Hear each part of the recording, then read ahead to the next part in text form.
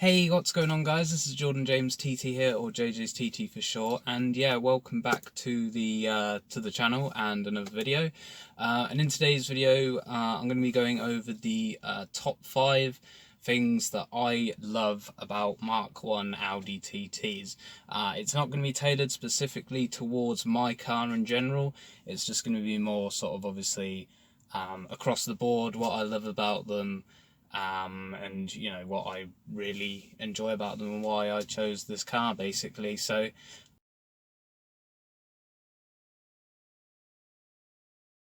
anyway, without further ado, let's get into the top 5. Coming in at number 5, we have the storage space. Now I will say the storage space doesn't give the greatest amount of capacity in the world, but the main thing that I love about the storage in this car is there's just so many different places where you can actually store stuff. So for example, I'll just show you all of them now. So the first one you've got is the glove box, which is the biggest of the amount. I wish you could get a little bit more inside them.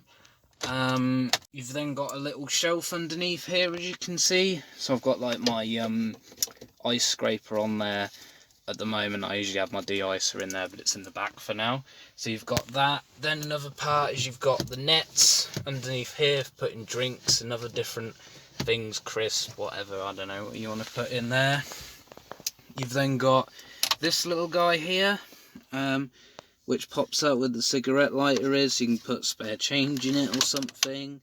You've then got this little transmission tunnel bit underneath here, just in front of the gear stick. So yeah, you've got that. Another spot you've got is down by the driver's side footwell. You've got like a little spot here, so I usually tend to put like a sponge in there for like demisting the windscreen and stuff, so that's a very handy spot indeed. Then again, the passenger side, you've got another net I'll just use it for putting my CDs in here really, so should make more use of the net, to be fair.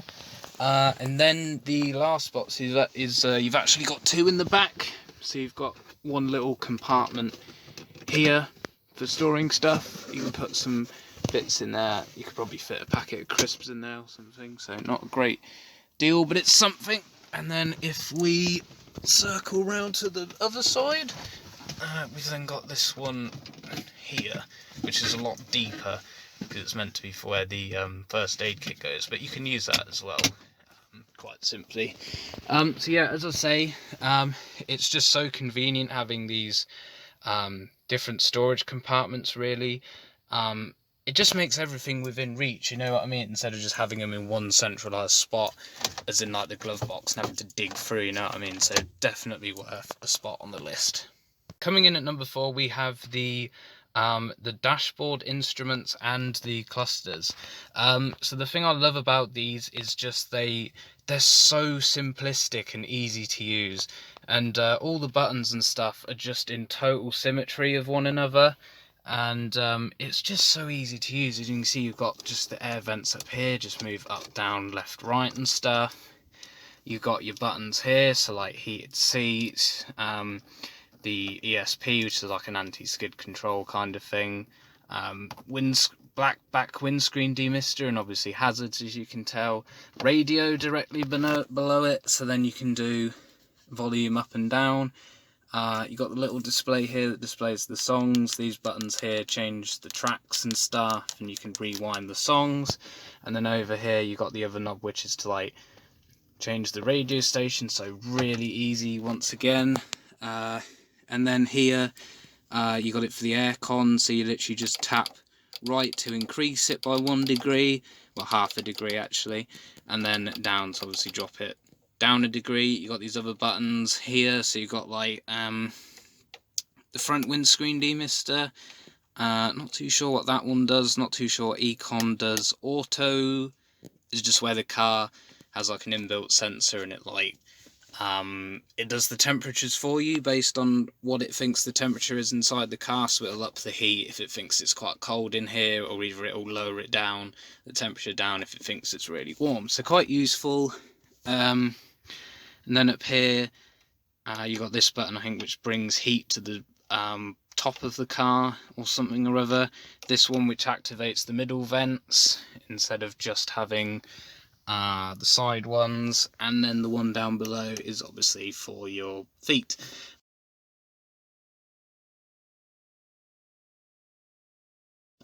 So it's pretty self-explanatory, most of the buttons for what they do, and as I say, so easy to use. Everything's symmetrical, so you know where everything is. And then same with the dashboard cluster, you've got the big needle ring for the speedo, the one on the opposite side for the rev, and then just the two obviously for the petrol and the temperature gauge, with the dashboard cluster in the middle, indicator button for the left, indicator flicker for the right, full beam and dip beam in between those, and you know, your miles bit there and whatnot, and clock and stuff. So yeah, it's just, as Richard Hammond said on one of his videos, you know, it's just unforgettable. You know, it's just something so unique about it and just special, and it's just amazing.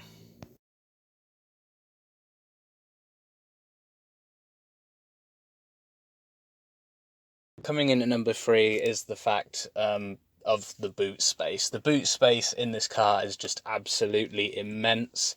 For such a small car that it is, you wouldn't expect the boot to be as large as you'd expect it to be. And it's not the fact as well that it's deep. It's not a very deep boot, but it's really wide, and I mean really wide. As in, like, as long as you've not got something that's really tall and an awkward shape, you can fit like loads in this boot. At the moment, I've currently got like, as you can see, I've got like a bucket and a box full of like cleaning stuff and whatnot and other car bits and bobs. I can usually fit, I've got my bag in there as well, as you can tell, and I can usually fit loads of other things like shopping and other bags and things, and there's just so much storage. It's just incredible. And I mean, even if you wanted more space as well, obviously you can fold the back seats down as well to get more space. But you know, and then the other part is you can take the parcel shelf, not the parcel shelf, just the shelf bit out for the boot. That will then even reveal even more space. I know obviously it goes into the spare tyre kit and all that, but you know, you can use it if necessary. So the boot just had to get a mention, so absolutely awesome. At the number 2 spot, we have the heated seats. Now, I am going to say just darn right now, I absolutely adore the heated seats. Like, I'm not even gonna lie how much I love them. I literally have them on every single day without fail. I'll have them like full blast, as you can see here. This one is literally at the maximum point, and then it's just, that one's just for demonstration purposes, but this is the driver's side one. So yeah, you get like, how many settings is there? 1, 2, 3, 4, 5, 6. 6 different settings of heat that you can have. It gradually obviously gets to temperature, and you can adjust it as well. So if you turn it left, it loses a red ring, so you can sort of like control the heat like that basically to how you want it. And then obviously to turn it off, you have to have it all the way off so there's no red rings, and then you just push it in. So push in to pop it out, and then you just do that. And the heat, the seats just get so hot. It is just awesome. It's so comfy, and they literally get to the point where if you have them on this highest setting like that, it literally burns your butt off. I'm not even going to joke, but it's in a good way. I absolutely love it, and I would not trade it for absolutely anything at all. It is just, oh my god, it's just luxury, and it's incredible. Oh, that's the other thing I've got to mention actually. So the heated seats work actually through obviously the part that you sit on. And then also it goes up through the backrest as well. I don't believe they go through the sides. I think the heat part just mainly goes through the centerpieces here, as you can see. So yeah, just thought I'd let you know of that as well. Bit of a useless fact, but yeah, now you know. For number 1 and my most favourite reason for loving these cars is the external styling. Like, whoever was the designer of this car, whoever was on the design team and stuff for the exterior, is just an absolute god. Honestly, like, God's gift through and through. Like, just, it's the thing that I love about it though is it's a sports car, but it's not aggressive. You know what I mean? You see all these sports cars nowadays, all these newer ones. Oh, it's got to have, you know, fierce headlights and sharp edges and lines and stuff. And it's like, you don't need that, because nobody likes being tailgated by a car that looks aggressive, because it's off-putting. Basically, people who drive this car don't drive it because they're hooligans. They drive it because of its style, because of its beauty, and for the fact that they enjoy it. The car is just so curvy, rounded, and it just looks so good, you know. It's just one of the most beautiful cars on the planet, and I can't fault them at all. As soon as I saw one of these cars as a kid, I was just like, oh my god, it's one of them, you know. And to actually own one now is just, it's a dream come true, because I never thought I would actually ever own one of these, and to actually have one and be driving one, it just feels so great.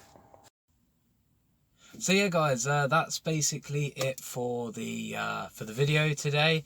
I hope you guys enjoyed the top 5 list, and hopefully you guys agree with me on the points that I've mentioned.